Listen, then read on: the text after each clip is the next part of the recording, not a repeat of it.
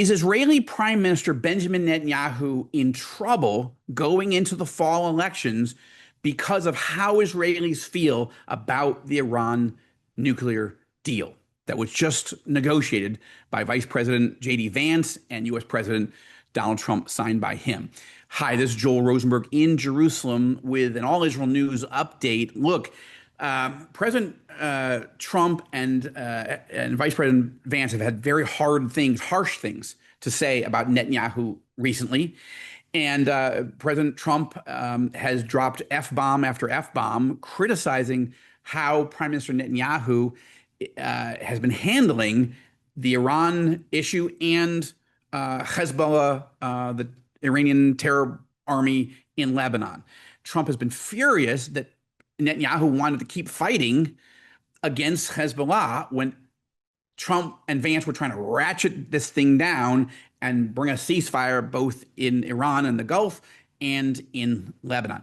So Trump's frustration with Netanyahu came out in Trump using the F word repeatedly in multiple phone calls and multiple angry conversations between the White House and Prime Minister Netanyahu. And those things leaked.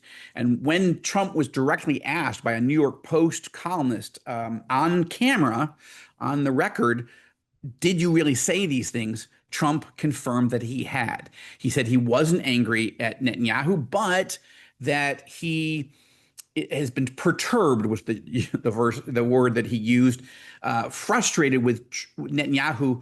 And then he said that it's like Netanyahu just wants to bomb a building just because one person who works for Hezbollah walks into it.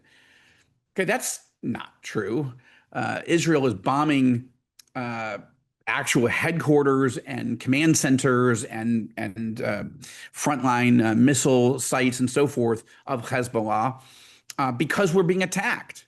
The ceasefire hasn't held. It's been pretty spotty. And in fact, in a 24-hour period, we were attacked like 17 different times, just as the ceasefire between Israel and Lebanon was supposed to be kicking in. So Israelis are hearing these things. Israeli media doesn't like Netanyahu overall, and it has been eager to pick up these F-bombs and these other critical statements by Trump, but also very critical things said by Vice President Vance about Israeli leaders as well.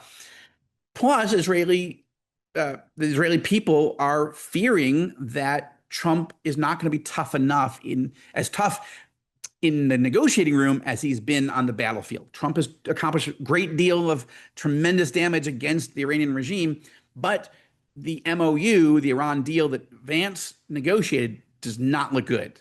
And could it be toughened?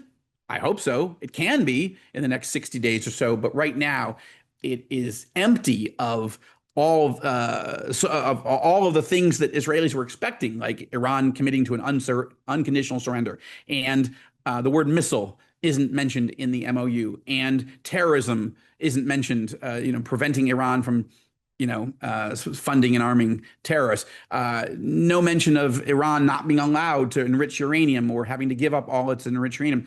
I've mentioned this on other videos and commentary, but I'm just saying Israelis are worried about this. So Netanyahu is in trouble. Israelis see that he has not, in their view, Netanyahu has not done a good job at prosecuting this war. I'm not sure that's fair. I think that is residue from how Israelis feel about Trump and Vance negotiating this troubling, unnerving initial MOU 14-point deal with Iran. I think Israelis are uncomfortable with that. And then they're hearing the criticisms of Trump against Netanyahu, and all of it's causing Netanyahu to sink in the polls and his party. Now, what's happening with the dynamic? Who's gaining from this? Well, just a month and a half ago, I interviewed for All Israel News and the Rosenberg Report on TBN. I interviewed the guy who was leading the polls to form a government to remove Netanyahu from power. not because I'm a partisan for Netanyahu or against Netanyahu, but this is an interesting guy, Naftali Bennett, former Israeli prime minister, who's now had been the leading candidate to challenge Netanyahu. When I interviewed Naftali Bennett, it was in the middle of May, and it was or early May, and it was interesting because Bennett was really flying high in the polls, and a couple days after the interview, Naftali Bennett announced that he was forming an alliance with the centrist opposition leader Yair Lapid, and after that, their combined numbers grew to about 27 or 28 seats, which is pretty big in Israel and was bigger than Netanyahu and his Likud party. But almost immediately after that alliance, the party that they had jointly created, called Bayachad, which means together in Hebrew, meaning that Bennett, the leading opponent to Netanyahu, Bennett is a right winger, Yair Lapid is a centrist. They were working together. They don't agree on everything. They're very open about that, but they agree that together they can unify the country and lead Israel into a new era. That's their message.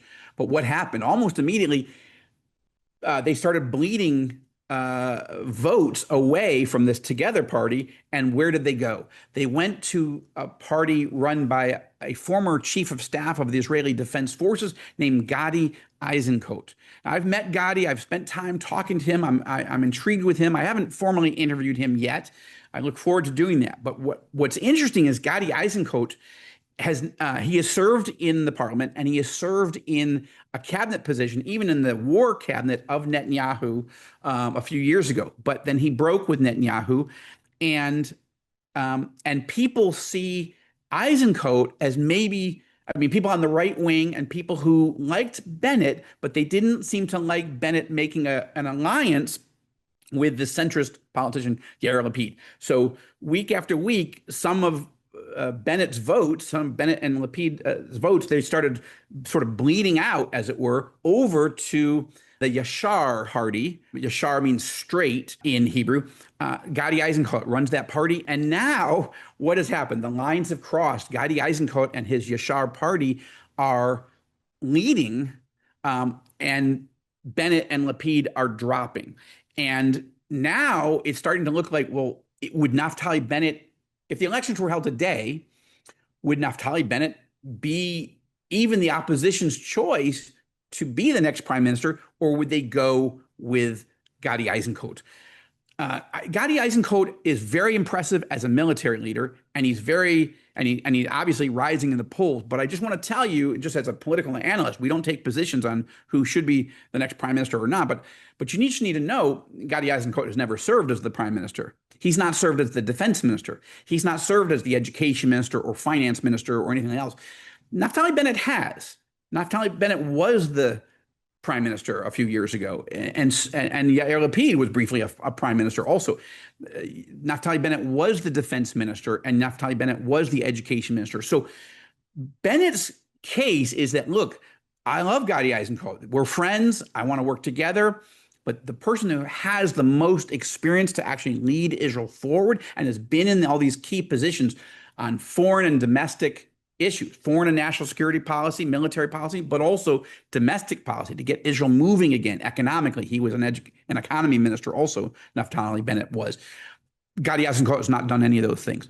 So it's going to be interesting. Now, of course, it's July, okay? And we're going to see how this plays out over the campaign. When will the Israeli elections be? That we don't know. Legally, October 27th, a Tuesday, is the last date legally that the Israeli elections can be. But Israeli legislators have another few weeks to make a final decision. They could have it. It has to be on a Tuesday. It could be, October 20th. It could be October 13th, and you could back it up. The ultra-Orthodox have broken away from Netanyahu. They're being very critical of Netanyahu. That's another problem that Netanyahu has. The ultra-Orthodox are very angry with him for reasons we'll talk about another time. But Netanyahu is facing strong headwinds right now. Netanyahu wants the elections as late as possible. October 27th, so that other things might break, right? Trump's upset with him. Vance is upset with him. The ultra-Orthodox Jews here in Israel are upset with him. And two fresh faces, Naftali Bennett and Gadi Eisenkot, are sort of, one is on the move, one is declining, but together they may form enough seats to remove Prime Minister Netanyahu from power, and that worries Netanyahu and his camp very, very much. So, a lot to keep watching. We will keep tracking of all of these elements from multiple angles. But for now, this is Joel Rosenberg in Jerusalem for All Israel News.